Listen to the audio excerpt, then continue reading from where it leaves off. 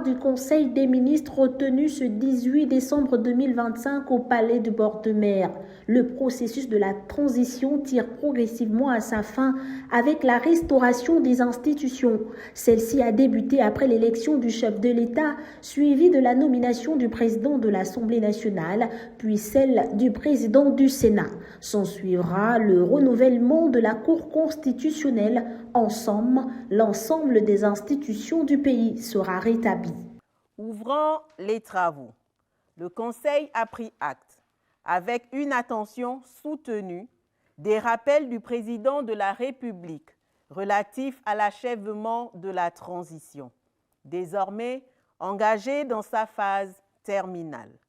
La mise en place du bureau du Sénat le mercredi 18 décembre 2025, puis dans les prochains jours, celle du Conseil économique, social, environnemental et culturel, de la Cour constitutionnelle et du futur gouvernement viendront parachever ce processus et consacrer le retour du Gabon à la pleine normalité constitutionnelle fondée sur des institutions républicaines régulières, l'équilibre des pouvoirs et la continuité de l'État.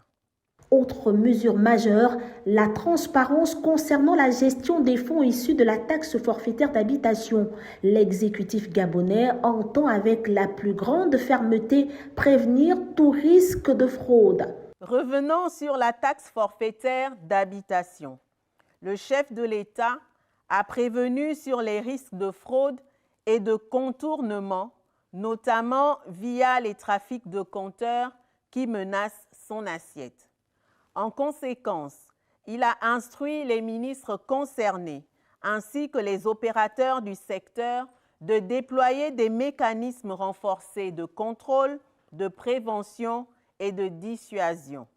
Cette réforme, essentielle pour élargir la base contributive et assurer l'équité territoriale, requiert un encadrement administratif rigoureux, transparent et socialement responsable pour atteindre ces objectifs. Contrairement au précédent conseil, les conclusions de cette grand-messe gouvernementale sonnent comme une détermination clairement affichée d'éradiquer la déloyauté, les détournements de fonds, le laxisme et le manque de patriotisme au plus haut sommet de l'État.